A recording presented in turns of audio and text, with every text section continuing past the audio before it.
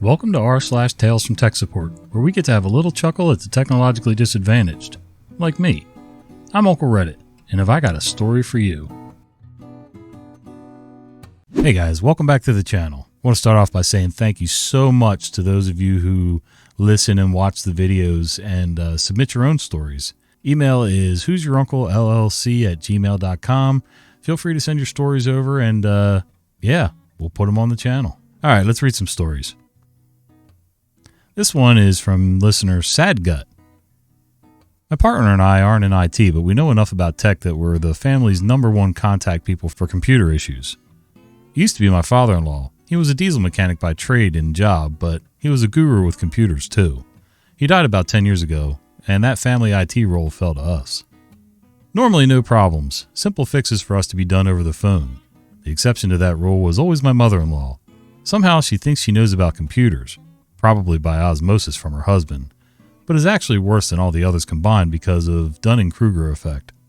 Anyway, about a year after father-in-law died, mother-in-law's home router failed. We managed to talk her through setting up the router and, better yet, her desktop computer hooked up to it. Her new laptop hooked up and she insisted on setting up father-in-law's machine. She never used it, but hey, we weren't going to start her grieving again by saying that nobody's there to use it. What we forgot was to hook up her printer, so a few weeks later she went to use her printer and it didn't work. So we get the panicked phone call where she proceeded to tell us how she had changed all the cartridges, paper, restarted her computer and printer several times to no avail. My partner and I are both looking at each other biting our tongues as we knew instantly what was wrong. When mother-in-law ran out of steam, my partner tried to explain that her mom's printer was still looking for the old network, so it wasn't talking to her computer. 10 minutes of hair pulling, simpler and simpler wording and anecdotes to explain the problem, but she's just unable to get it. Eventually, we gave up trying to explain it to her and decided to just talk her through it step by step. My partner tells her to go to the printer, while we look up the manual online. Tell her to go into the printer settings. She takes a little longer to do that than we thought it should have taken, but we didn't see it as a problem. But as we're telling her the next step, she couldn't find any of the options we needed. So we start again. We tell her to go to the printer, press the home button below the little screen and go to settings. Same issues. Can't see what we need her to. Repeat 3 or 4 times. Finally, my partner, MP, clicks and asks, "Where are you?" Mother-in-law, "In the printer settings screen." MP, "No, like, we're in your house." Mother-in-law, "At the desktop." Nowhere near her printer. MP, "No, we need you to go into the settings on the printer. So go back to the printer and press the home button. Use the arrows on the screen to find settings." Mother-in-law, "Okay." MP, "Now press the button to go into the settings." Mother-in-law, "Okay." MP, "Now look for connections." Mother-in-law, "Where's that?" Confused look on both our faces. It should have been the second or third option down on the list. Me, "Mother-in-law, where are you?" Mother-in-law, "At the computer." Cue frustrated howl from my partner and the phone goes flying across the room, followed by her stomping out of the room. I retrieve the phone. Surprisingly, it still works, and more surprisingly, still connected to the call. Mother-in-law is panicked, thinking something major had happened. I apologized and tried to take over. Me, "Go to the printer settings." Mother-in-law, "Okay." Me, "Where are you?" Mother-in-law, "At the computer." Now I'm pulling my hair out by the root. Me, "Go to the effing printer." MP, "The piece of plastic where the paper comes out." Mother-in-law, never having heard me swear at her. Oh, I'd sworn about her, but never to her before. Okay.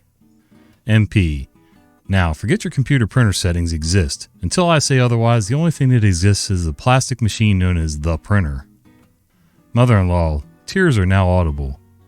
Okay. Me, "Go into the printer settings." Eventually, MP and I got her to understand that the printer had all the settings correct and got her printing okay. So that's why we enjoy listening to these stories. We know enough to sympathize. I would hate to do it as a job. I've had similar experiences with people in my house, people in my family, people at work. You say things like, "Go to the printer." No, not on your computer. Like, get up and walk to the printer. And for some reason, they just can't get that through their heads.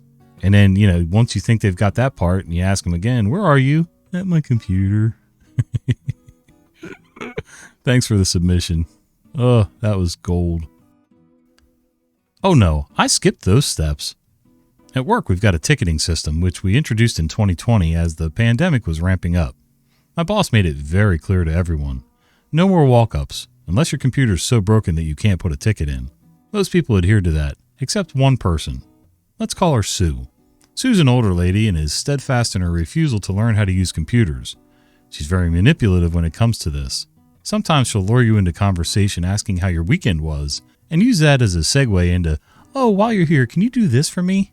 Other times she'll sit out in front of the office in the shared working space, and as you walk past, sigh audibly or mutter, hoping you'll say, "Oh, what's wrong, Sue?" Other times she'll just barge on in and look for the first person to make eye contact with her, put her computer down in front of them, blurt out her issue, and get that person to fix it for her. Once she even complimented my computer skills to try and get me to drop my guard and create some folders on her desktop. Yes, really. I'm wise to her crap and will gladly send her out of the office to put a ticket in, and say we'll ask her to come in only if we need to look at her computer. Often she'll respond to our instructions with, "Oh, that didn't work," so that we have no choice but to ask her to come in because clicking a TeamViewer link is like pulling teeth. One day she had put a ticket in for something that was a known issue. I replied with step-by-step instructions which included screenshots with all the buttons you need to click circled. There were 7 steps in total. About 20 minutes later she came barging in saying, "Those steps didn't work." Me, being wise to her crap, asked her to sit down and follow those steps again while she was in the office. Sue then acted flustered, not sure how to switch between the instructions and what she was asked to do. She knew, she just acted dumb. But after a bit of huffing and puffing, she started. About a minute later she said, "Those steps still didn't work." I asked what step she got up to and she said, "Step 6. I looked on the screen and saw she'd only done steps 1 and 2. I asked her if she'd done steps 3 through 5 and she said dismissively, "Oh no, I skipped those steps." Sue had 7 steps to follow. Total time to complete these steps would have been 2 minutes at the very most, and she decided to skip 3 entire steps. I told her to follow the steps again, in their entirety, not skipping a single one. And what do you know? The issue was resolved and she acted surprised. In her spare time, this woman loves to bake. We know because she's brought us in food before to butter us up for a barrage of questions a day or two later. So she knows the importance of following instructions. She just refused to do them this time because she wanted someone else to do it for her. You know, I wonder if that's what mother-in-law in the last story was doing. If she was just trying to play dumb to get somebody to come, keep her company and actually put their hands on the computer and printer. Either way, though, there's a lot of older people I know that are manipulative like that. They think they can suck up with baked goods and sweet talk and compliments. Sometimes it works, honestly. When you're in a corporate environment like that, though, people need to learn how to follow instructions. Otherwise, everything just goes to crap fast. Oh well. You almost burned down their effing store. Dear Diary, November 12th, 2002. Help! Why didn't Mom ever tell me not to use bleach to get the smell of burned fur off my skin? P.S. The Employee Assistance Program Counselor says there isn't a Section 8 discharge as a civvy. I guess I'm stuck here even longer. Animals, large or small, like warm things. Laps, fireplace hearths, cows, don't ask. The list is long. But when you have a vertical tower with a top-mounted power supply and a top intake fan, well, let's just say things can get pretty heated. The setting, a crisp, cold, sunny day about 30 degrees Fahrenheit, or -1 degree Celsius if I recall correctly, which is unusually cold for that time of year in our neck of the woods. The players, me, customer's husband, other techs, front-end staff. Other tech 1 brings a PC with ticket back from the intake desk and drops it on the bench. They said it just randomly shuts off for no apparent reason. I popped it open and it wasn't too bad, but I'm going to take it out back and blow it out anyway. Other tech 1 comes back in a few minutes and plops it on the bench and hooks it up.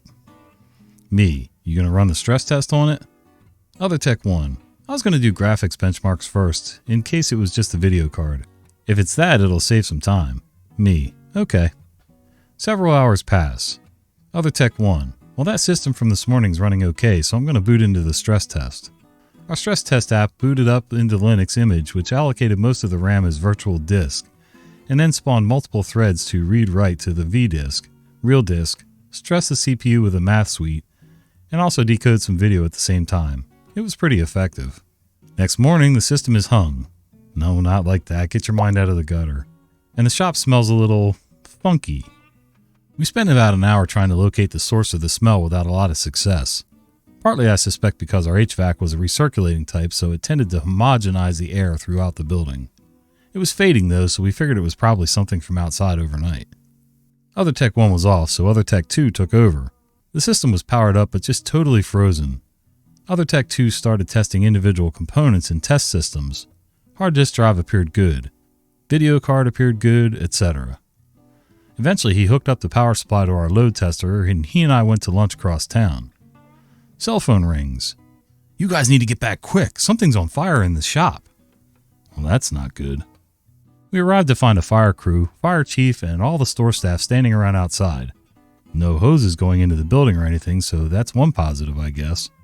Me. What happened? Front end 1. About 10 minutes after you left, smoke started pouring out of the shop. It reeked. This training is being done over video and chat, so there's the usual hellos at the start. Introduce fire chief. You guys can go back in anytime. We've evacuated most of the smoke from the building. There wasn't any actual fire. Other Tech 2. Well, what was it? Fire chief. Some gadget on one of the benches back there was pouring smoke out like a fog machine. Other Tech 2 and I looked at each other. Gadget on one of the benches? We walk in and see smoke curling off the aforementioned power supply, and oh my gosh, it was nauseating. Burnt hair. Not the burnt electronic smell we were expecting. Clearly burnt hair. What the frack? We pulled the shop video up, and about 5 minutes after we left, Other Tech 3 went to the front. While they were there, the power supply started spewing a greasy grayish smoke. A few sputters of flame did make attempts to burn us to the ground, but fortunately they self-extinguished. We looked at each other and promptly said, "Not it!" Me. "Hey, Other Tech 3, we need you to take this power supply apart." Other Tech 2. "Have fun." Other Tech 3. "F you guys." Inside the power supply were the remains of massive amounts of fur, to the point that while the fan would spin, there literally was no path for the air to flow through. Me. Other Tech 1 said he blew this out. Other Tech 2. Well, he's full of crap. So I called the customer. "Hi, customer's husband. Hey, we think we found the problem. How long have you had this PC, and do you by chance have a dog or cat or other pet with medium to long fur?" Customer's husband. "Yeah, we have a couple cats and a small dog, and I think we bought the computer at Christmas a couple years ago. Why? What's the matter with it?" Me. "Well, your power supply pretty much blew up during our testing, and we had to evacuate the store because of the smoke from the burnt hair." Silence. Me. Customer's husband, you still there? Customer's husband, muffled background yelling. "Damn it, spouse, how many effing times have I told you to keep the damn cats off the computer? You almost burnt down their effing store." More background yelling. Customer's husband, resigned and depressed tone. "Can you fix it?" Me. "Oh, sure. Looks like the only problem was the power supply, and we have them in stock. You should be able to pick it up tomorrow, after we test it again. In the parking lot." Customer's husband. "Yeah, that's probably smart. How much?" Me, thinking rapidly. Probably about 3 hours of labor, $39 for the power supply, and 3 big bags of dry cat food plus tax.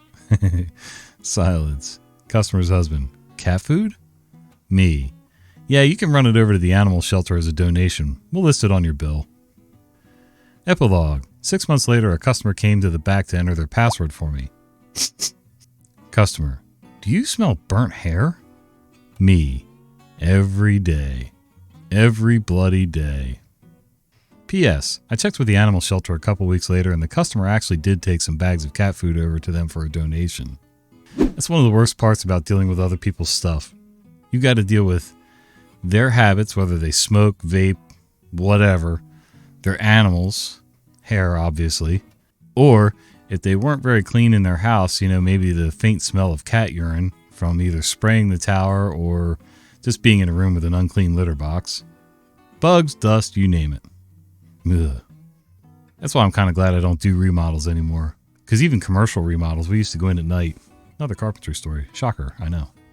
We used to go into KFCs at night and do their front end remodels. This was, I don't know, 26, 7 years ago, something like that. At that point, KFC had redesigned their whole front counter line with new pastel colors, and it was kind of cool and jazzy for that time period. And a new bulletproof glass with the bulletproof glass carousels. They put your bag in and spin it after you put your cash on and spun it around. And yeah, city restaurants are cool. But I don't care how much of a neat freak your manager is in that store. It's nasty.